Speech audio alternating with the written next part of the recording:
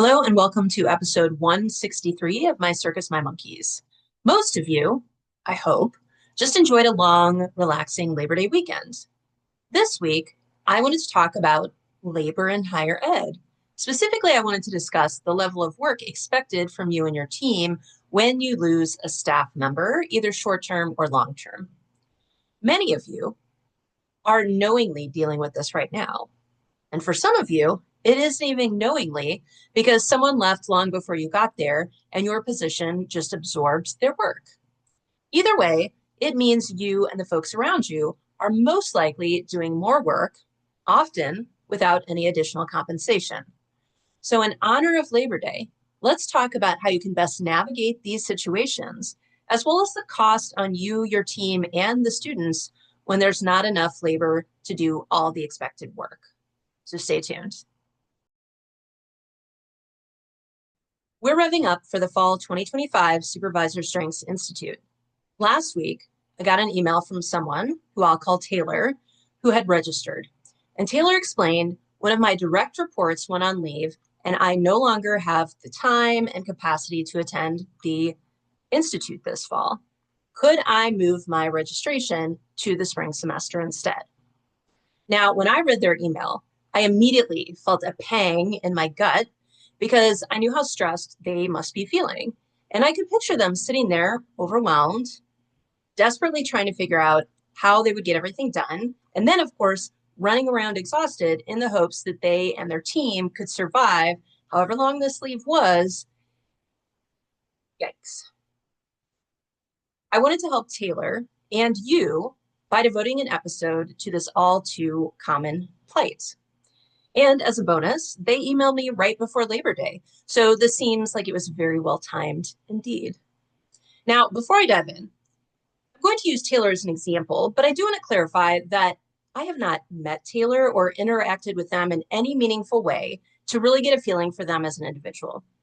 So this is just a hypothetical example of what might be going on for them, for you, during this all too common occurrence in higher ed these days. Okay, now let's dive in. In a nutshell, there are three elements that determine how successful you will be in any situation, but specifically ones like this: your stress, your stories, and your strengths. So let's break them down one by one. Let's start with your stress. And I'm starting with stress for a very important reason. And I've done tons of episodes on stress and self-care, so feel free to go back and listen to those if you want to hit on different aspects of this topic. But what I want to focus on here is that the very moment you go into the stress response, aka fight, flight, freeze, or appease, your prefrontal cortex goes offline. Let me say that another way. I've talked about your conscious versus subconscious mind before. Your conscious mind is the one that can assess what's working and not working. It allows you to freely choose one option over another, aka your free will. It's also the home of your creativity and innovation. Well, that goes away when you're in fight or flight. And I don't mean that it's harder for you to access your prefrontal cortex. I mean, you cannot access it at all. The only thing running your thoughts, your feelings, and your behavior at that point is your subconscious brain. And the only thing your subconscious brain cares about is keeping you safe. And the things it thinks it needs to do to keep you safe are not going to lead to the best results for you, your team, or your students. Now, everyone, including you, might feel some short-term wins, but it is not a recipe for success. And we're going to talk about some of those costs throughout this episode. So let's talk about what this might look like. Let's take Taylor. There they are, probably pretty excited that they survived the beginning of the year, and in comes Brenda. And Brenda explains that she needs to go on leave for X months. Now, maybe Brenda's pregnant, and this is a maternity leave. So Taylor wants to be excited for her. Or maybe Brenda is having some sort of health issue, or a family member is sick, and Taylor wants to be empathetic to her plight. But somewhere in Taylor's brain, the message is becoming clear that they are going to be responsible for doing Brenda's work while she's gone. At that exact moment, Taylor's prefrontal cortex shuts off and her brain starts going, OMG, how the bleep are we going to handle all this? Now, hopefully for Brenda's sake, this moment happens after Taylor offers her the appropriate social response so they can have an interaction that is focused on Brenda's needs instead of one that revolves around Taylor's survival. But either way, now Taylor has a problem and they need to figure out how they're going to handle this situation. And again, they're in fight, flight, freeze, appease, one of the most important parts of their brain to effectively solve problems. The prefrontal cortex is now offline. In the moment, most of us don't even realize that that's what's going on. We just automatically roll right into fight, flight, freeze, or appease. And again, our subconscious brain starts going. This is why managing your stress is so vital for your well-being and your success. You and Taylor must get your prefrontal cortex back online as fast as possible. And ironically, the stress response will make you hyper-focus on the very thing that caused it, which means you will resist what I am about to say next. In order to get out of the stress response, you have to stop and do some self-care. This doesn't mean get up and leave and go get a massage, but you need to do something. Breathing exercises, chair yoga, maybe go for a short walk, meditate, whatever works for you to get your nervous system regulated again. Yes, that's going to feel, quote unquote, wrong, because again, your subconscious is freaking out. But remember, you literally, like in the old school meaning of literally, you cannot solve this or any other problem well if you are caught in the stress response. So self-care and re-regulating your nervous system is the only logical option. So you need to take time to get your prefrontal cortex back online. Then the problem is not going to feel as overwhelming. And you're going to be better able to come up with a game plan that actually works for you and your team. And again, feel free to listen to some of my past episodes on this for more guidance. All right, the second element you need to focus on are your stories. I've also done many an episode on stories, aka beliefs, that you can go back and listen to. What I want to focus on here is that it is often the stories that you have that triggers the fight, flight, freeze, or appease response. In other words, it is not the situation itself that's objectively stressful. It is how you're interpreting that in terms of what you believe. And just as a quick reminder or a summary for any newbies, when I say stories, I'm really talking about the beliefs you have about yourself, the world, your place in the world, etc. And you probably have some beliefs that serve you well and have helped you get where you are today. But there are also stories that you have that keep you from living the life you want and achieving your goals. You may have heard these called limiting beliefs. Often these beliefs come from lessons you've learned in your childhood or as you were developing as a professional. For example, maybe you were taught that other people's needs always come before yours. Or maybe you learned you should keep your head down, work hard, and not stir the pot. These beliefs can absolutely vary from person to person based on your family, society in general, what religion you grew up with, and any other influences, again, quote, around influences, that surrounded you as you learned about how life worked, or rather, how the folks around you believed life worked. So let's talk about this in terms of Taylor's situation. Again, Taylor is sitting there listening to Becky politely explain that she'll be on leave for however much time. If Taylor believes they need to make sure everything in their department gets done, regardless of how many people are in the office, that is a very stressful situation and conversation. And it's almost certainly going to send Taylor into the stress response. But if Taylor believes that it is okay to adjust the team's workload for situations like this, then they may not feel very much stress at all. And I'll just add that if the situation was slightly different and it wasn't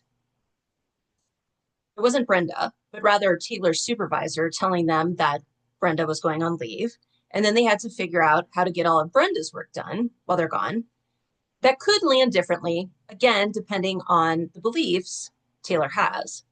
And if Taylor doesn't believe they have the right to advocate for themselves or their team in this situation, they're going to go into fight, flight, freeze, or appease. Because how the bleep are they going to get all this work done? However, if Taylor believes it's not only okay, but necessary to do so, they may be stressed, but the issue is really just hitting upon a balance of what works for the team and their supervisor. Again, there are many different beliefs that you might have that impact how you react in any situation. Far too many to lay out here. But the point is, what you and Taylor believe about the situation is key to how you navigate it and key to whether you end up in fight or flight. Some beliefs are going to land you right there. Others can let you navigate these situations without getting stuck. And my point here is not to judge yourself about whether you do go into fight or flight, freeze, appease. That's typically not something you can control. My point is that once you realize you've gone there, and once you get yourself regulated again, you need to assess what is it exactly about the situation that is making you stressed? What beliefs might be fueling it? Once you know that, you can work on upgrading those beliefs so you can better navigate this situation and similar situations in the future. You and your team simply cannot do endless amounts of work.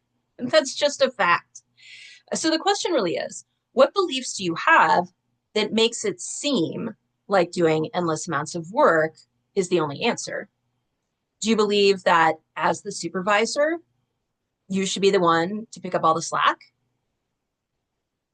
Do you believe that if you don't do all the work or have your team do it, you'll get fired? Do you believe your job is to give students everything they need to be successful, regardless of the cost to you or your team? A great tool to help you deconstruct these beliefs is the CBT thought log, and CBT stands for cognitive behavioral therapy. And if you Google that, you can find a ton of them online.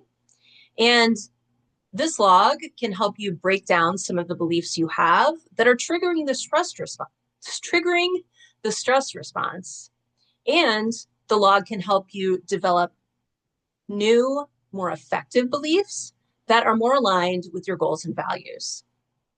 Okay, so we've covered two of the elements. The last one is your strengths, or really your talents, but that doesn't start with S. So just keeping it with the S's.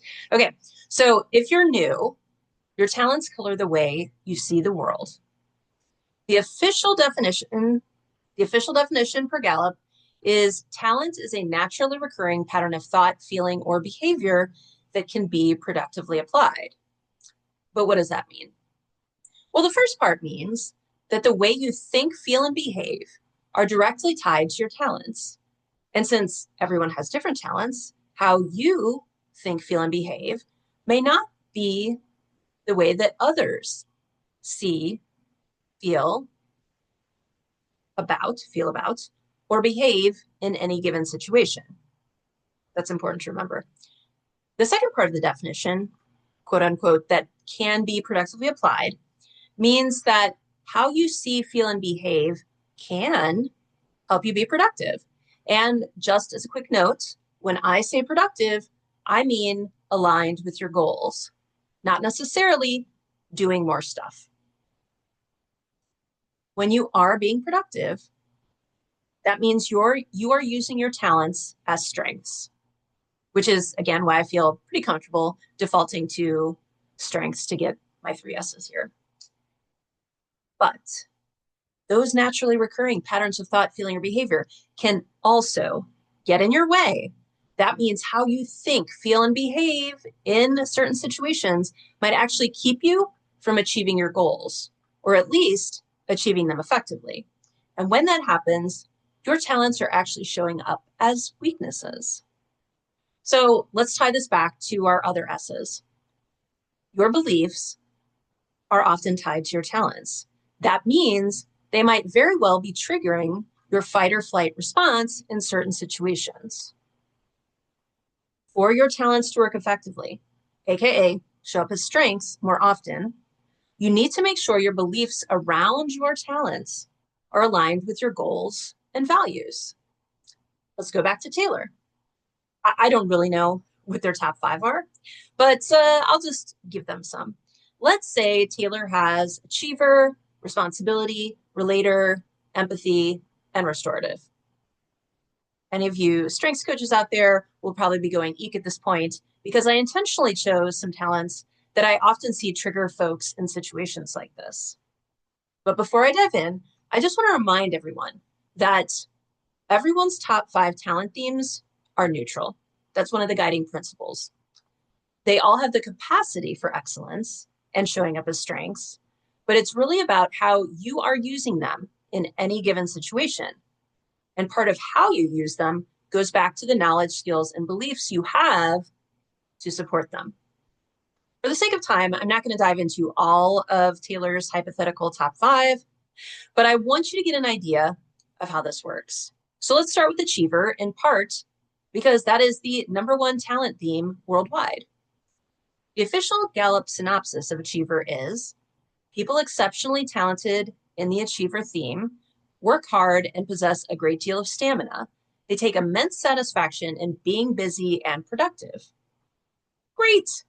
We're talking about folks who love to-do lists and truly believe if they have the time to lean, they have the time to clean. So Taylor could use this drive to be busy, to take on Brenda's workload, right? Definitely. If Taylor uses their achiever as a strength, they can absorb an appropriate amount of Brenda's tasks to their plate, so stuff gets done without any negative consequences like burnout. They could also use their achiever to help other team members be more organized to handle some of Brenda's workload during her absence. That being said, one issue might be that Taylor, like many folks with achiever, are already pretty busy from all the other things they thought they could fit in.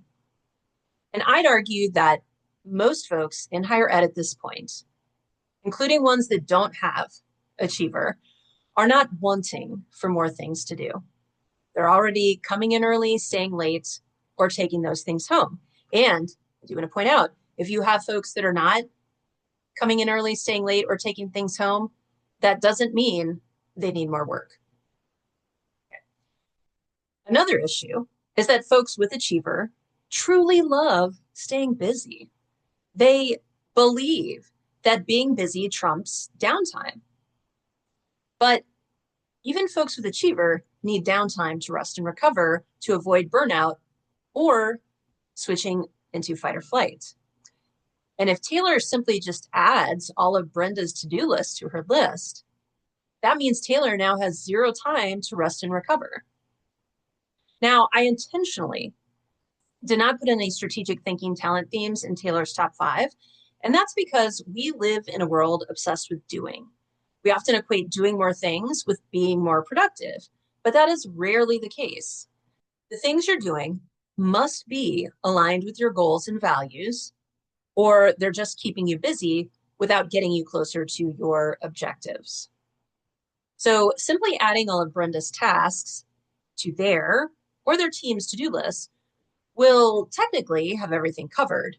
But the question is, or what you should be asking, is what does Brenda do that maybe isn't so effective or efficient that you don't need to do? Likewise, what are Taylor and their team doing that maybe isn't so effective or efficient that they can drop from their to-do list? And if you don't take this first step, then you and your team are going to get overwhelmed and burned out because you're juggling all your to-dos plus Brenda's to-dos. The cost of this could be burnout for you and your team, and burnout that doesn't go away even when Brenda comes back. And keeping in mind, some of you are dealing with a Brenda that isn't coming back. They permanently left, and you've been told you're not getting a replacement. That's a recipe for disaster for you, your team, and your students. Now, this episode's already going long, so I'm just going to add that supervisors with achiever often believe that busyness is a sign of productivity.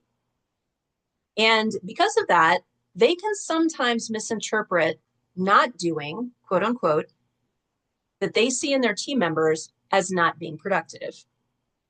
So if they look around and see folks chatting, or they notice people doing things, well, not even doing things, they notice behaviors that don't look like doing. So things like thinking or brainstorming.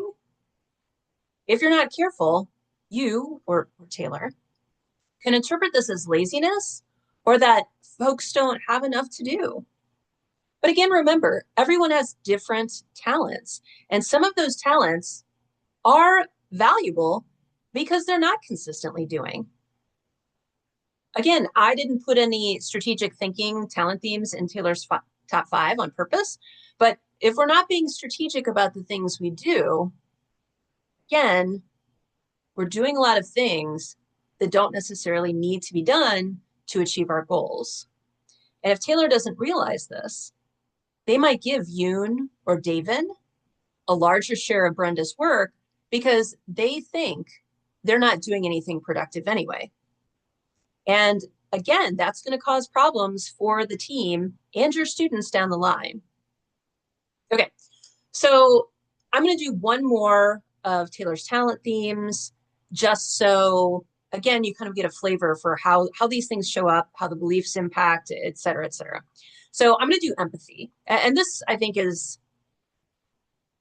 a bit, it's not going to be as long a breakdown as I did on achiever. And in part because I think for most people, empathy is an internal reaction to what's going on versus some of the behaviors that I just went over that can negatively impact other staff members. Okay, so Gallup's official synopsis of empathy is people exceptionally talented in the empathy theme can sense other people's feelings by imagining themselves in others' lives or situations. Again, sounds great, right? And it is until it isn't.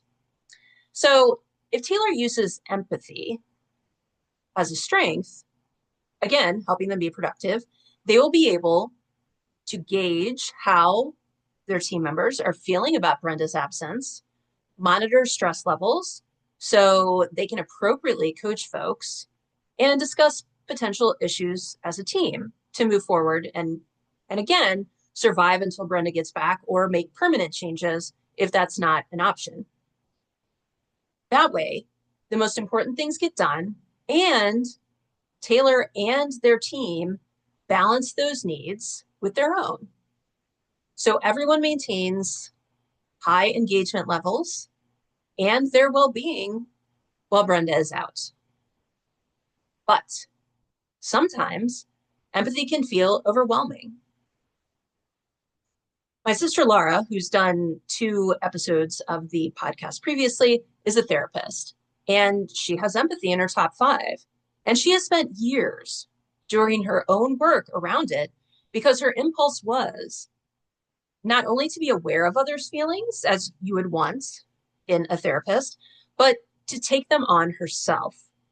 In other words, sometimes folks with empathy make other people problems their problem to try and make the other person's negative feelings go away, or even keep them from having to have them to begin with. So for Taylor, if Brenda's going on leave for a medical issue, first, they might take on Brenda's pain and emotions around the issue and make them their own. And how can I help you? How can I help you, Brenda? What can I do for you? Then on top of that, once the announcement of their absence is made to the team, Taylor's going to start picking up on all their team members' stress, their worry, anxiety, whatever it is, and take that on too. And since part of empathy is being able to imagine others' lives or situations, that may very well mean that Taylor decides to just do all of Brenda's work, because that way they don't put that pressure on their team members that they're imagining the reactions that they're having, right? And likewise, if there's one team member that perhaps is having more emotions around Brenda's absence, Taylor might give them preferential treatment. Oh, you don't have to do as much of Brenda's work. And again, I'm not advocating that we do all of Brenda's work. I just want to make that clear. But, oh, Timmy's already so stressed, or Timmy is really upset because he's going to miss Brenda, whatever the situation is. So again, because Brenda or Taylor's empathy is showing up strong, oh, well, I don't want to put more burden on Timmy, which means other people who are a little bit more regulated, or just, more mature, whatever you want to say, aren't expressing the same emotions. Now they're having to do more work. Okay, so that's a quick rundown of empathy, but hopefully you see how this works. A healthy, well-supported talent can show up as a strength and help you navigate situations like this in a way that prevents long-term issues for you and your team. That means the beliefs you have around your talents are also aligned with your long-term goals and your values. But most of us need help here. And by most of us, I mean, I don't think there's anyone who's using their talents as strengths all the time. That means you need to be mindful of what your talents are doing on a daily basis. And that includes paying attention to any stories around how you think, feel, and behave that might be getting in your way. Remember, stories color the way you see a situation, and that can trigger fight, flight, freeze, and appease. And when that happens, your prefrontal cortex gets shut down. And if you stay stuck there, you're not really solving the problem in an effective way. You're just surviving the moment. And that can go on. I'm surviving this moment to this moment to this moment to this moment. Now, this is a bit longer than my typical episodes, but even so, I really just scratched the surface here. But the good news is that we talk about all of this during the Supervisor Strengths Institute.